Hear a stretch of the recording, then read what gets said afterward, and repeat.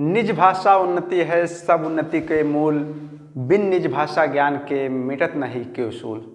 Hello everyone, मैं आशुतोष छात्र काशी हिंदू विश्वविद्यालय स्वागत करता हूँ आप सभी का हमारे BHU ऑनलाइन प्रिपरेशन में। तो हम बात करेंगे इसी दोहे से जिसे लिखा है, आप लोग को याद होगा किसने लिखा है, तो ये हैं भारतेंदु हरिश्चंद्र, जिनका जन्म जो है बनारस में हुआ।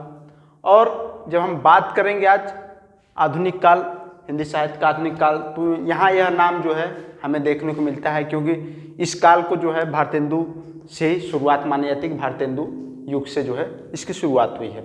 और इस काल को भारतेंदु का जो है पुनर्जागरण काल भी कहा जाता है, नवजागरण के रूप में भी कहा जाता है। क्यों?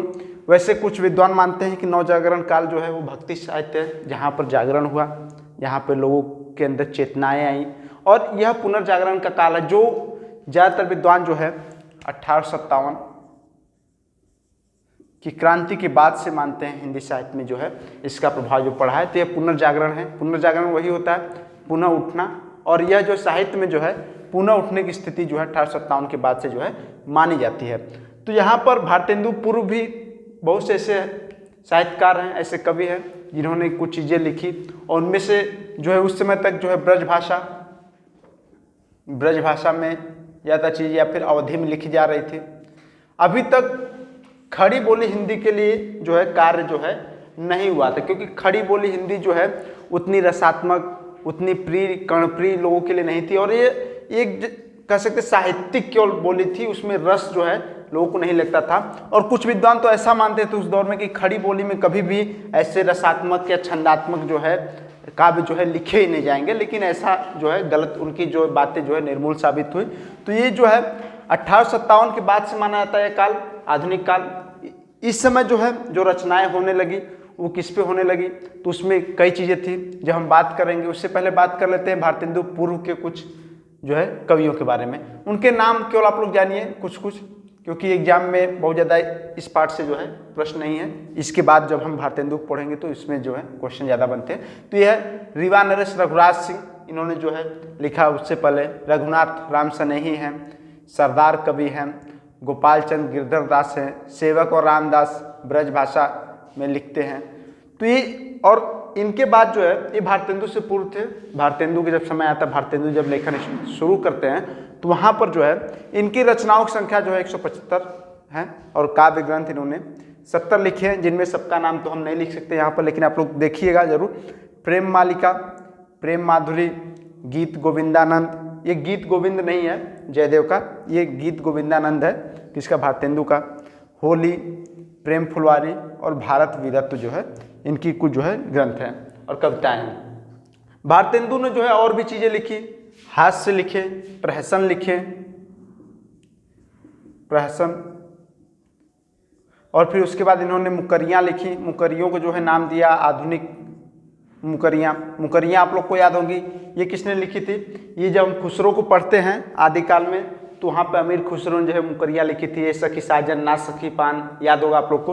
तो ऐसे इन्होंने जो है लिखा, जो है मुकरियाँ लिखी, फिर हास्य लिखे, प्रहसन लिखे, नाटक भी लिखे, जो हम नाटक की क्लास में जो है बात कर चुके हैं। तो ये जो है मुकरियाँ इन्होंने लिखी। उसके बाद कई जो है व्यंग भी इन्होंने लिखे, स्यापा लिखे, जिसमें उर्दू का स्यापा जो है मशहूर है इनका।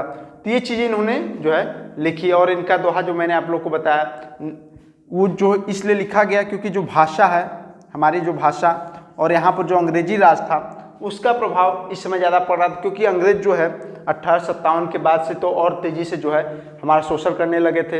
यहाँ पर भारत के जो संसाधन है उनका काफ़ी तेज शोषण होने लगा था। तो इस कारण से जो है वे मानते कि भाषा भी जो है अपनी जो है ढलान पे हो गई थी, और जो है हमारे संसाधन भी जो है वो शोषित हो रहे थे। इस कारण से जो है इस समय के कवियों में जो है देशभक्ति की भावना जो है ओतप्रोत है, और देश के लिए जो है काफ़ी कुछ इन्होंने लिखा है। और रानी छद्म लीला और तन्मय लीला जो है इनका प्रबंध गीति काव्य है। फिर उसमें विजयनी विजय वैजयंती, यह क्या है? यह मिस्र में भारतीय सेना की जो है विजय के बाद इन्होंने लिखा था। भारतीय सेना जो अंग्रेजों के साथ मिलकर लड़ रही थी, वही निबंध काव्य एक तरीके का है। और जो फूलों का गुच्छा है, यह इनकी खड़ी बोली में है, पूर्णतः खड़ी बोली में जो है फूलों का गुच्छा है। और इस समय में जो है इनके बाद जो है भारतेंदु के समय में जितने कवि थे इनको भारतेंदु युगीन कवि कहते हैं। उनमें से प्रमुख हैं प्रताप नारायण मिश्र। इनकी जो है रचना है प्रेम पुष्पावली, मन की लहर, लोकोक्ति शतक और त्रिपिताम। और बद्री नारायण चौधरी जिनका जो है नाम है प्रेम घन, ये आप लोग याद रखिएगा, बद्री नारायण चौधरी प्रेम घन, क्योंकि प्रश्न पूछा था प्रेम घन जो है किसका उपनाम है, क्योंकि उपनाम से भी जो है प्रश्न बनते हैं। और यही बद्री नारायण चौधरी उर्दू में जो है अब्र नाम से लिखते थे। अब्र का मतलब होता है बादल उर्दू में, तो ये अब्र नाम से उर्दू में लिखते थे, लेकिन बद्री नारायण चौधरी प्रेम घन जो है हिंदी में जो है प्रेम घन के नाम से लिखते थे। इनका जो है जीर्ण जनपद, मयंक महिमा, अलौकिक लीला और वर्षा बिंदु जो है मुख्यतः जो है रचनाएं हैं।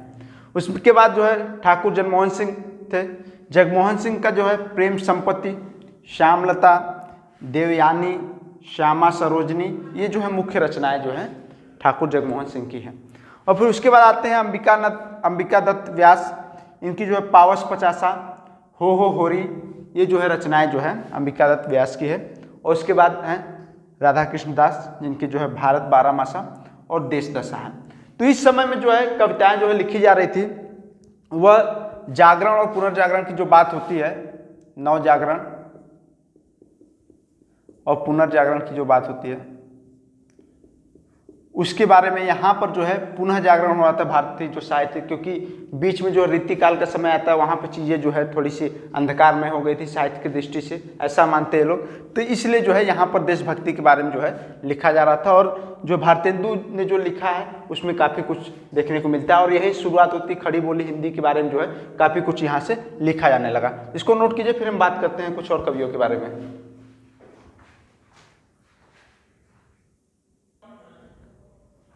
द्विवेदी युग की बात कर लेते हैं, क्योंकि जब हम आधुनिक काल पढ़ते हैं तो इसमें जो है कई खंडों में बांटा गया है, क्योंकि इससे हमें क्या होती है आसानी होती है पढ़ने में।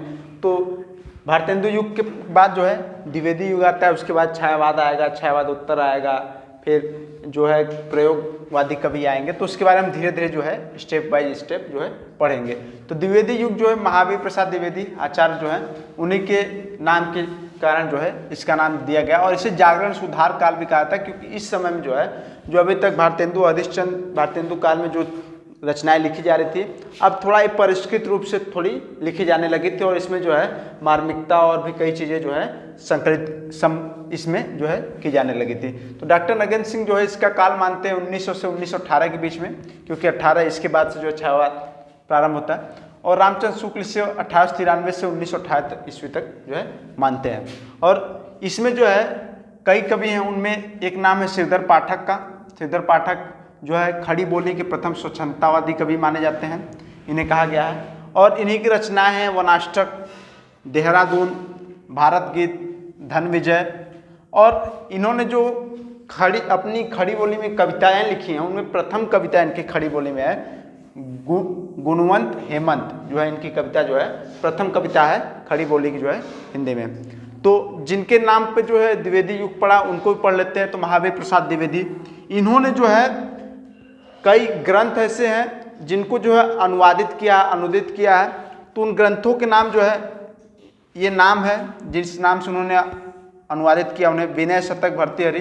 इसमें क्या है, भर्तृहरि के जो है वैराग्य शतक को जो है इन्होंने दोहों में जो है कन्वर्ट किया है और उसमें जो है इसको अनुवाद किया है। उसका विहार वाटिका, इसमें जो है जयदेव के गीत गोविंद का जो है संक्षिप्त जो है अनुवाद इन्होंने किया है। इसमें थोड़े में जो है जयदेव का जो है गीत गोविंद काफ़ी बड़ा है।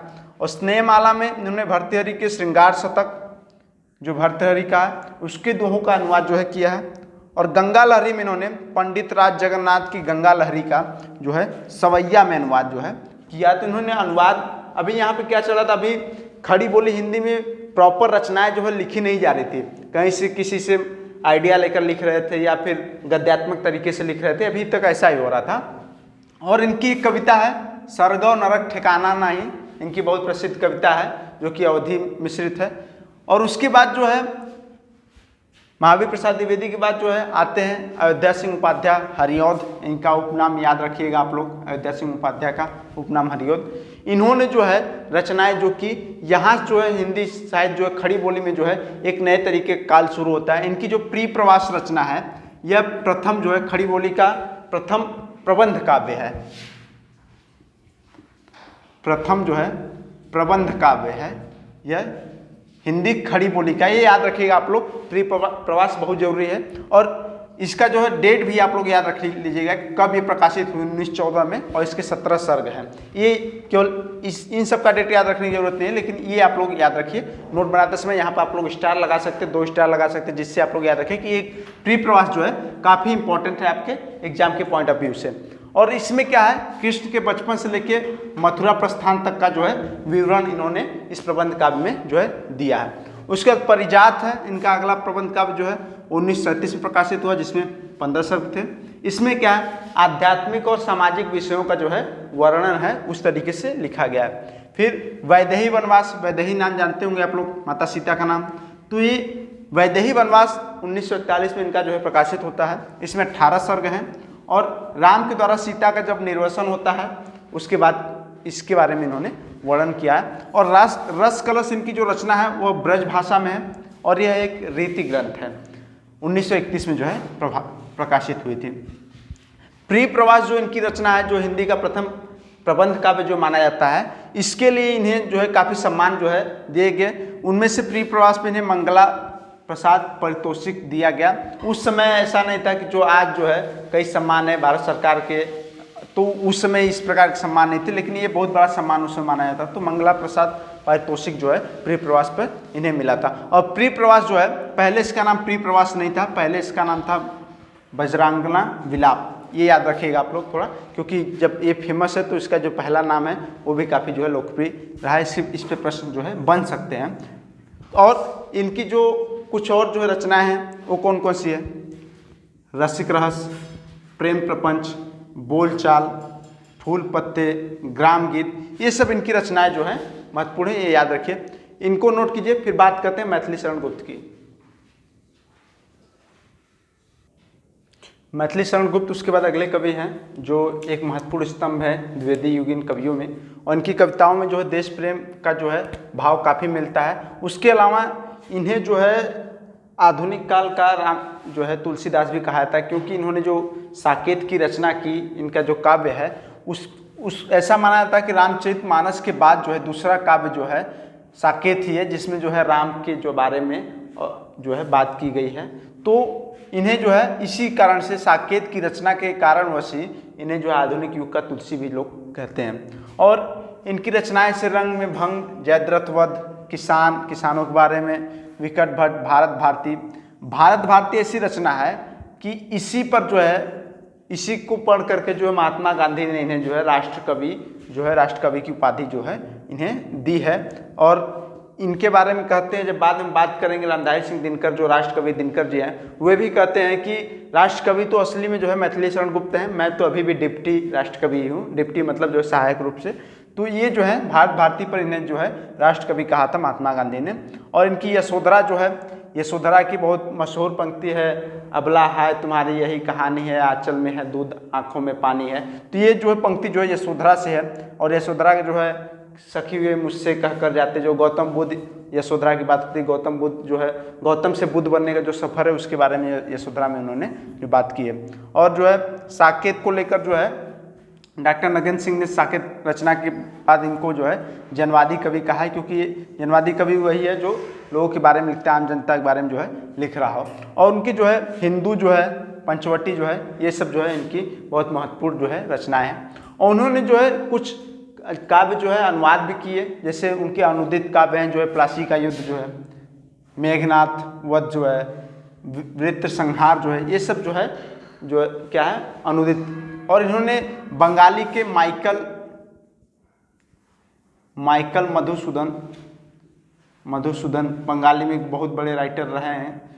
इनकी जो है रचनाओं का जो है हिंदी में जो है इन्होंने अनुवाद भी किया है।